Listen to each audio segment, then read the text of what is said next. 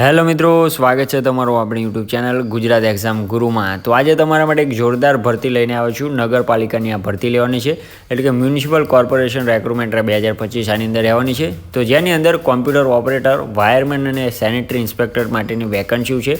કોઈપણ પરીક્ષા વગર તમારે આ ભરતી થવાની છે। કોઈપણ જાતની પરીક્ષા કે કોઈપણ ફી વગર તમારે આ ભરતી છે। લાયકાતની વાત કરીએ મિત્રો તો કોમ્પ્યુટર ઓપરેટર અને વાયરમેન માટે આઈટીઆઈની લાયકાત છે, અને સેનિટરી ઇન્સ્પેક્ટર માટે જે એના કોર્સ આવે છે એની લાયકાત રહેવાની છે। તો ખૂબ જ સારી એવી ભરતી છે। છેલ્લી તારીખ ખૂબ જ નજીક છે મિત્રો, એટલે વિડીયો એન્ડ સુધી જોજો અને વહેલી તકે બધાને શેર કરી દેજો, જેથી કોઈને કામમાં લાગી શકે મિત્રો।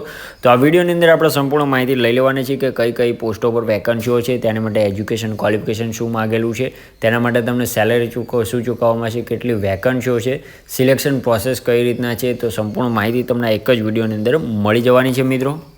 તો આવી જ ભરતીની માહિતી તમને સૌથી પહેલાં મળતી રહે તે માટે આપણે વોટ્સઅપ અને ટેલિગ્રામ ગ્રુપમાં અવશ્યથી જોડાઈ જજો, જેની લિંક આપણે વિડીયોના ડિસ્ક્રિપ્શનમાં આપેલી છે મિત્રો। તો વધુ ટાઈમ તમારો નહીં લઉં, ફટાફટથી ચાલુ કરી દે આજનો આપણો વિડીયો। તો ફટાફટથી આપણે સૌથી પહેલાં ઓરી લઈ લઈએ, ત્યારબાદ આપણે સ્ટેપ બાય સ્ટેપ સંપૂર્ણ માહિતી જાણી લઈશું। સૌથી પહેલાં ભરતી સંસ્થા એટલે કે ઓર્ગેનાઇઝેશનની વાત કરી લઈએ તો મહુવા નગરપાલિકાની આ ભરતી રહેવાની છે, તો એ જ આપણી ભરતી સંસ્થા રહેવાની છે। અને પોસ્ટ અને વેકન્સીની વાત કરીએ મિત્રો તો 3 થી 4 પોસ્ટ ઉપર વેકન્સીઓ છે। કઈ પોસ્ટ ઉપર કેટલી વેકન્સી છે એ સંપૂર્ણ માહિતી આપણે વિડીયોમાં લઈ લેવાના છે। મોડ ઓફ એપ્લાયની વાત કરીએ મિત્રો તો ઓફલાઈન રહેવાનું છે, તમારે ઓનલાઈન કોઈ જાતનું ફોર્મ ભરવાનું નથી।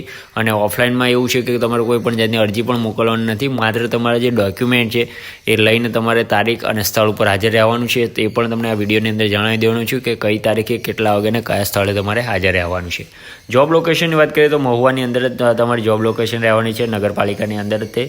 અને સેલેરીની વાત કરીએ એઝ પર પોસ્ટ તમારી આની અંદર સેલેરી રહેવાની છે। ઓકે, તો પહેલી આપણી જે પોસ્ટ છે એની વાત કરીએ કોમ્પ્યુટર ઓપરેટર તરીકેની તમારી પોસ્ટ છે, જેની અંદર આઈટીઆઈ ઇન કોમ્પ્યુટરની અંદર કરેલો હોવું જોઈએ। કોમ્પ્યુટરનો જે કોર્સ આવે છે કોપા કરીને આઈટીઆઈમાં એ કરેલો હોવો ફરજિયાત છે।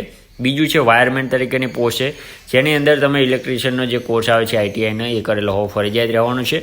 અને ત્યારબાદ છે હેલ્થ સેનિટરી ઇન્સ્પેક્ટર, તો એને માટે જે સેનિટરી ઇન્સ્પેક્ટરનો કોર્સ આવે છે એ કરેલો હોવો ફરજિયાત રહેવાનો છે।